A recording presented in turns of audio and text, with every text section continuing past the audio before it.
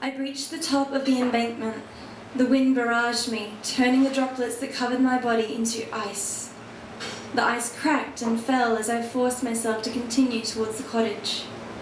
In the green glow left of the dying sun, stationed on the hill, like sentries, were 3 ice maidens. The sight jolted my heart and I stopped in my tracks. Would they come for me? I edged closer. They didn't move, and I noted that their shape was still fashioned to look like they wore ball gowns. Their bodies were faceless, and they were facing neither the river nor the cottage, just looking off into the forest with empty faces. Their profiles looked queer without noses pointing out. Reaching the crest of the little hill, I stared at them as I passed, bracing for an arm to reach out and grab me at any moment, but they didn't. Still, I couldn't shake the feeling that they were watching my back as I continued on towards the cottage. I shuddered. It was an eerie reminder of the disastrous ball William had thrown me, how he had blatantly controlled me. The cottage came into full view on the plain of the clearing. William was off to the left, ferrying the animals from the yard and into the barns. My stomach constricted. Nerves overcame me, but I continued onto that plain. How would William react when he saw me? Would he willingly let me grab my things and go? Through the whistle of the wind, the snow crunched behind me. I whipped around and braced the ice maidens to be upon me, but they hadn't moved. I saw instead the grey backs of a pack of wolves appearing at the top of the hill just by the ice maidens. Their eyes were fixed upon me. Where had they come from? I cried out, but my scream was carried away by the wind, and they bounded into action across the icy plain, moving too quickly over the snow in my direction. My heart pounded and breath escaped me as I turned and ran towards the cottage. I knew they would be too fast, that they would catch me and tear me apart before I got 10 meters away. It was over. All that I had been through in the mountains and with William, everything back home since dealing with Mum's death, would all have been for nothing. I would be with her soon.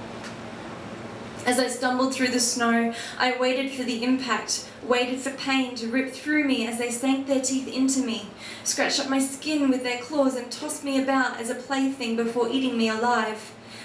A sob escaped me, and I could hear William's muffled yell behind me, and a loud thump, the sound of cracking glass, and whimpering. The wolves growled, but I sensed they had stopped chasing me. I chanced to glance behind and stopped in my tracks. A thick wall of ice had appeared directly behind me. It was covered in crack lines and a smear of blood. Lying on the ground on the other side of the ice were 3 of the 5 wolves, limp, dead. The remaining 2 were crouched low, growling. One barked before they turned and ran back the way they'd come.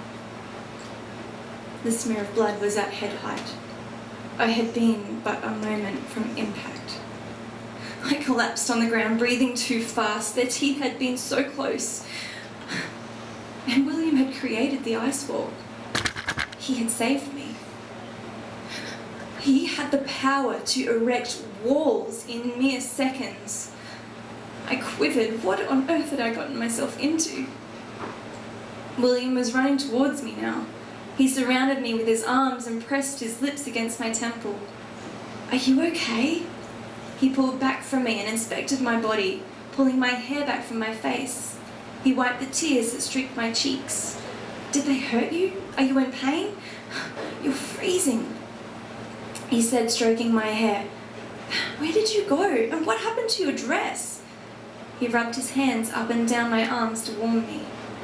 "I'm fine," I said. He continued to rub my arms. "William, stop it." I brushed him away and stood up, folding my arms. "You had no right to use your power on me," I said. "What are you talking about?" He stood also and motioned to the wolves and to the ice wall. His forehead crinkled. "I used it on them, not on you. I saved you."